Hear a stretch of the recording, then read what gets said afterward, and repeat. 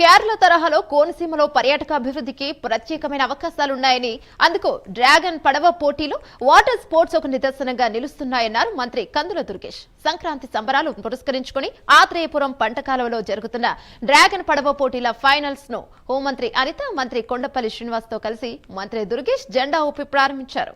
కోనసీమను కేరళ తరహాలో అభివృద్ధి చేసేందుకు డ్రాగన్ పోటీలు దోహదపడతాయంటున్న మంత్రి కందుల దుర్గేష్ తో మా ప్రతినిధి శ్రీరామూర్తి అందజేస్తారు. ఇక్కడ చాలా అంగరంగ వైభవంగా ఈ ఆత్రేయపురం ఉత్సవం జరుగుతుంది.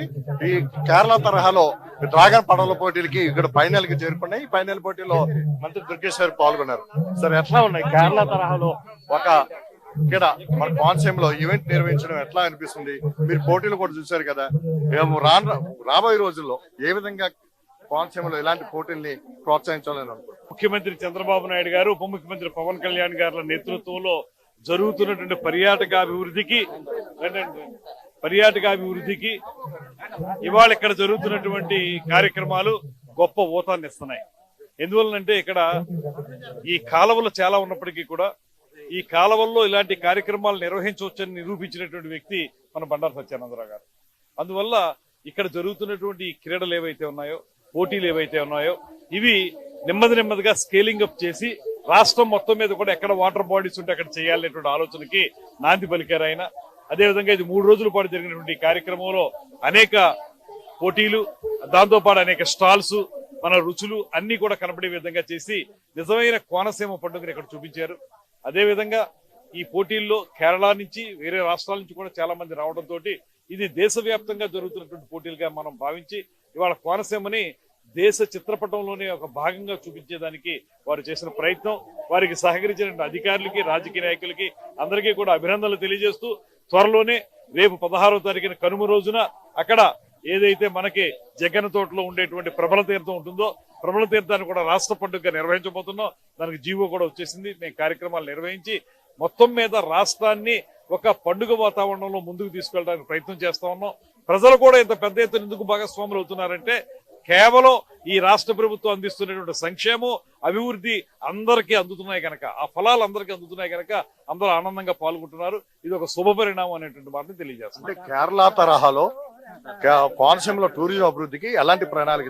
నిజానికి మనకి ప్రమోషన్ వాళ్ళు బాగా చేసుకోవటం వల్ల కేరళ అనేటువంటి మాట వినపడుతుంది. కానీ కేరళని మించిన అందాలు మన ఆంధ్రప్రదేశ్ లో ఉన్నాయి. కోనసీమలో ఉన్నటువంటి అందాలు కేరళలో లేవు. అరకు వ్యాలీలో ఉన్నటువంటి అందాలు, మారేడుమిల్లిలో ఉన్నటువంటి అందాలు, విశాఖ సముద్ర తీరం, అదేవిధంగా తిరుపతి, అమరావతి, ఇలా చూసుకుంటే ప్రతి ప్రాంతం కూడా అత్యద్భుతమైనటువంటి ప్రకృతి రమణీయతతో ఉన్నటువంటి ప్రాంతాలు. అయితే వీటిని సరైన రూపంలో ప్రమోట్ చేసుకోవడం అనేది కొంత మనం ఇంకా చేయాల్సి ఉంది. ఇప్పుడు 5 సంవత్సరాల పాటు 19 నుంచి 24 వరకు ఆ ప్రభుత్వం మొత్తం నాశనం చేసింది.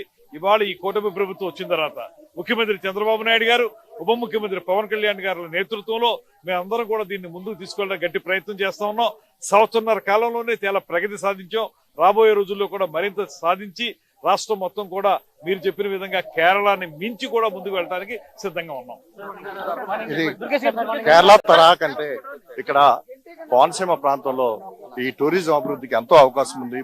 కేరళలో అయితే ప్రమోట్ చేసుకున్నారు, ఇక్కడైతే ప్రమోట్ చేయకపోవడం వల్ల కొంచెం వెనకబడింది. గత ప్రభుత్వం టూరిజాన్ని అసలు పట్టించుకోలేదు.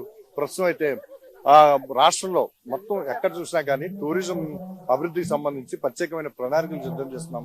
కోనసీమ జిల్లాలో అయితే ఈ ఏర్లు కానీ, పంట కాలువలు కానీ, దీంతో ఈ కేరళ తరహా బోట్లు కానీ, ఇతర స్పోర్ట్స్ పర్యాటకానికి కానీ అభివృద్ధి చేసేందుకు ఎందుకు అవకాశం ఉన్నాయి.